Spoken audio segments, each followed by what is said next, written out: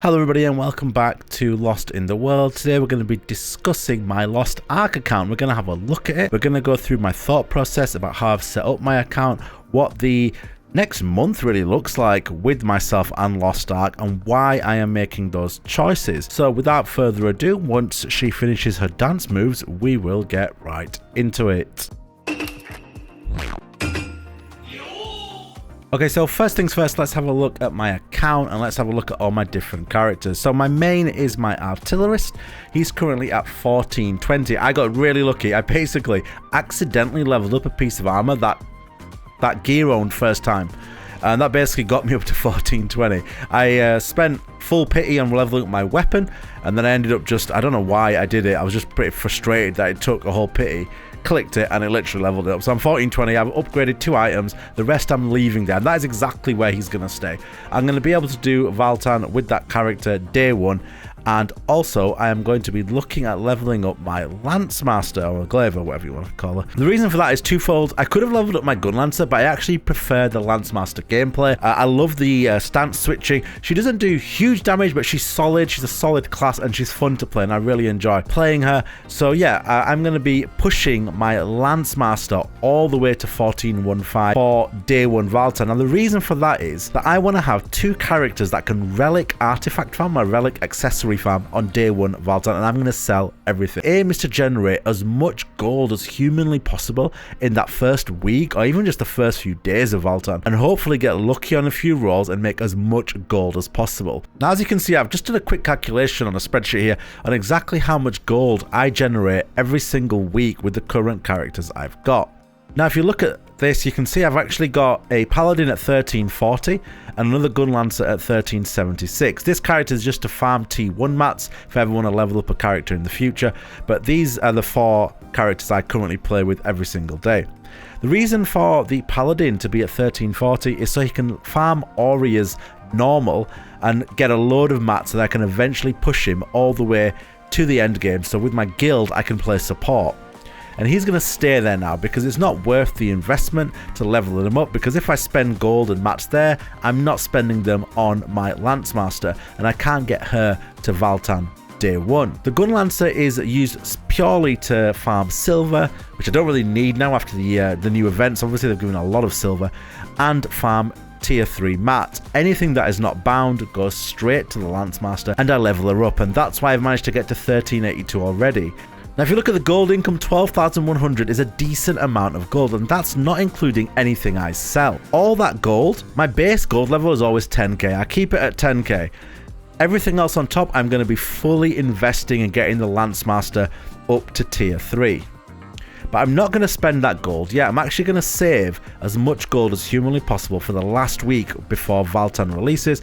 And when he releases, if I don't have the mats, or I'm just a bit too far away to get Valtan day one for my Lance Master, I will sink a lot of gold, roughly about 25-30k, into getting her to Valtan day one if I need it. Maybe I get lucky on some gear owns or whatnot. Maybe I get a drop that sells for a lot of money and I can just use that. I'm going to save my 12k a week gold up till the week before Valtan, and then I'm going to sink it into the character. So when does Valtan come out? Well, if I'm being pessimistic, I'd say Valtan is going to come out on the last Thursday of May. That would be May the 26th, maybe even June the 2nd. If you're looking at the gap between there, would be roughly 5 weeks. So that's what I'm aiming for. Let's just be super optimistic and say it comes out May the 19th. I get 3 more weeks of farm gold. That's about 36k, and I'm going to sink that into my Lance Master to get her to Valtan day one. And there's 2 reasons for that. It's not just Valtan, it's to do the new Guardian raid, Descaluda, I don't know, whatever the hell the bird's called. But yeah, it's to do that too. That gives me double the chance of relic drops with 2 characters. That's 4 chances for relic drops. Hopefully I get something, I'll whack it all on the auction house, and fingers crossed we make a ton of gold. All of that gold will be sunk into the Paladin. The Paladin will be pushed all the way to 1415 as well if I get a ridiculous piece of gear which I can sell. If not, I'll just push him slowly and we'll go from there. So what about holding on to relic accessories for my own characters? Well, really, my thought has always been this, that if I'm doing the endgame content, for example, on my artillerist, I've done P3 Argos many times, not a problem at all for this character with this build, and it's perfectly fine. I don't need to farm god tier accessories. Anything I get goes on the auction house. If it sells, it sells. If it doesn't sell a second time, I normally just dismantle it. Those mats are then moved on or just used on this character and saved for a rainy day further down the line. Now, in the super optimistic scenario, if this character somehow, let's say I get lucky and get a great item, the Lance Master, and I can push her to 14.15, and I've still got maybe a week or something before Valtan comes out, then I may even consider pushing the Gun Lancer all the way to Valtan, sinking all the money into him and going from there. But that is super optimistic, and really, I think that's only going to be possible if Valtan comes out June the 2nd. The next thing briefly I want to touch upon is the Express Character event, or Express Mission event, or Super Express Mission event, and the amazing rewards. On the screen right now, I'm going to have a screenshot of what I got from an RNG drop from this chest here. It was the Legendary Card Pack Selection, or something like that, and I ended up getting 3 Light of Salvation cards from 1 card pack. It was insanely lucky, and if you actually look at my card collection now, I'm in a pretty amazing position this early on. If you're thinking of the Light of Salvation, really the 12 set bonus is where you want to be at. Change damage type to Holy for some Legion raids coming further on down the line after Valtan. I'm already well on my way. Obviously, I was super lucky. If you look at this Light of Salvation set, I've got the 6 set bonus, and then the Awakening bonus, we need a Awakening of 12, I believe it is. And I've already got 2, 3, 4, 5, 6. So I'm halfway there to getting my 12 Awakening bonus. And I know that still sounds like a long way away, but a week ago, I didn't even have 2.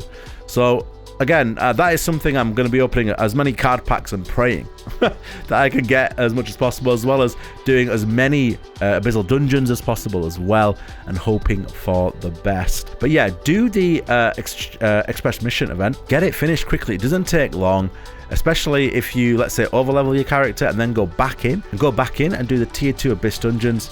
It's easy enough. The rewards here are insane. 1,000 gold, 1 million silver, a ton of legendary chests, sailing coin chests. There's tier 3 mats, tier 2 mats, all sorts on there. Get this done. It doesn't take long at all. And that's really it. I mean, as you can see with my artillerist ball, there's just one last thing I want to touch on, which is you don't need Grudge, you don't need Cursed Stall right now. You know, if you're a newer player who's never played the Russian or Korean version, don't spend loads of money on getting Grudge and Cursed Stall right now. Valtan is not going to be that difficult. It's not a huge step up from Argos. It is more difficult, but you won't need, you know, completely min-maxed engravings for Valtan. Now, the reason I say that is because you're going to sink a lot of money into getting that stuff, and you don't need it for Valtan. However, get to Valtan, complete it, make a crap ton of money early, and then start for Vykas, start slowly building up relic accessories that give Grudge, Cursed Stall, or whatever else you need. And that's when you should really be, you know, hammering down on a solid build for the much more difficult content. Vykas is a big step up from Valtan. The next is Vykas and Seydon, which is really the first time. I think a lot of people say here is the first time that you genuinely feel like this is a tough game. So that's where you want to be working towards. That's where you want to be working towards. If I could speak English, it would help. Don't be going for Grudge right now. Sell all your good stuff, and really for relic accessories, early on, sell your Grudge stuff, and then later on, slowly start building towards Grudge. My way of looking at it is I'm going to be selling everything early, invest the money in legendary Grudge and legendary Cursed Stall engravings, then I don't need as many Cursed Stall or Grudge engravings on my accessories, and I can work towards other things on my accessories. That's what I'm doing. Anyway, that's it. Take care, and yeah, happy farming. If you want to chill and farm with me on Twitch, link is down below. It's there on the screen right now. Just come and say hi. We just generally hang out, chill out, talk a lot about all kinds of stuff, and just have some fun. Peace out. Thank you.